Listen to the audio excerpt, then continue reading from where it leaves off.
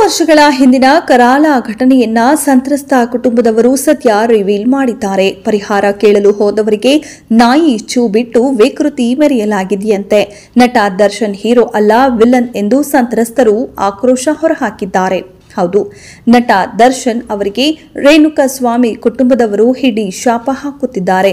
ದರ್ಶನ್ ಹಾಗೂ ಅವರ ಗ್ಯಾಂಗ್ ಸೇರಿಕೊಂಡು ರೇಣುಕಾಸ್ವಾಮಿ ಅವರನ್ನ ಕೊಲೆ ಮಾಡಿದ್ದಾರೆ ಎನ್ನಲಾಗಿದೆ. ಈ ಮಧ್ಯೆ ದರ್ಶನ್ ಅವರ ಹಳೆಯ ಪ್ರಕರಣಗಳು ಈಗ ಬೆಳಕಿಗೆ ಬರುತ್ತಿವೆ.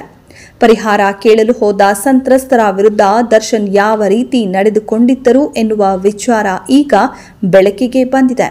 ಇದರಿಂದ ದರ್ಶನ್ ಹಾಗೂ ಗ್ಯಾಂಗ್ನ ಮತ್ತೊಂದು ಕರಾಳ ಮುಖ ಬಯಲಾಗಿದೆ. 10 ವರ್ಷಗಳ ಹಿಂದಿನ ಕರಾಳ ಘಟನೆಯನ್ನ ಸದ್ಯ ಸಂದರ್ಶನದಲ್ಲಿ ಸಂತ್ರಸ್ತ ಕುಟುಂಬದವರು ರಿವೀಲ್ ಮಾಡಿದ್ದಾರೆ. ಪರಿಹಾರ ಕೇಳಲು ಹೋದವರಿಗೆ ನಾಯಿ ಚೂ ಬಿಟ್ಟು ವಿಕೃತಿ ಮೆರೆಯಲಾಗಿದೆ. ನಟ ದರ್ಶನ್ ಹೀರೋ ಅಲ್ಲ ವಿಲನ್ ಎಂದು ಸಂತ್ರಸ್ತರು ಆಕ್ರೋಶ ಹೊರಹಾಕಿದ್ದಾರೆ.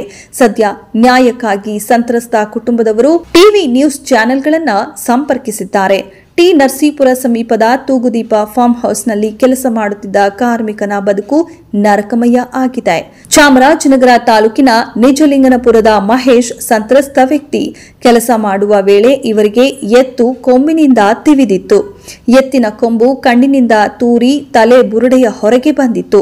ಇದರಿಂದ ಅವರ ಕಣ್ಣು ಹೋಗಿದೆ. ಮಹೇಶ್ ಅವರನ್ನ ದರ್ಶನ್ ಕಡೆಯವರು ಆಸ್ಪತ್ರೆಗೆ ಸೇರಿಸಿ ಚಿಕಿತ್ಸೆ ಕೊಡಿಸಿ ಮನೆಗೆ ತಂದು ಬಿಟ್ಟು ಹೋಗಿದ್ದಾರೆ. ಆ ಬಳಿಕ ದರ್ಶನ್ ಈ ಕುಟುಂಬದ ಕಡೆ ತಿರುಗಿಯೂ ನೋಡಿಲ್ಲ. ಪರಿಹಾರ ಕೇಳಲು ಕಾರ್ಮಿಕನ ಸಂಬಂಧಿಕರು ಫಾರ್ಮ್ ಹೌಸ್ಗೆ ಹೋದ್ರೆ ಡಿ ಗ್ಯಾಂಗ್ ಸಾಕುನಾಯಿ ಚೂ ಬಿಟ್ಟಿತ್ತಂತೆ. ಬಳಿಕ ಮೈಸೂರಿನ ಹೋಟೆಲ್ಗೆ ಮಾತುಕತೆಗೆ ಕರೆಸಿ ರೌಡಿಗಳಿಂದ ಬೆದರಿಕೆ ಹಾಕಲಾಗಿತ್ತಂತೆ. ವಿಚಾರ ಹೊರಗಡೆ ಬಾಯ್ಬಿಟ್ರೆ ಪರಿಸ್ಥಿತಿ ನೆಟ್ಟಗಿರಲ್ಲ ಎಂದು ದರ್ಶನ್ ಹಾಗೂ ಅವರ ಗ್ಯಾಂಗ್ ಬೆದರಿಸಿದ್ರಂತೆ.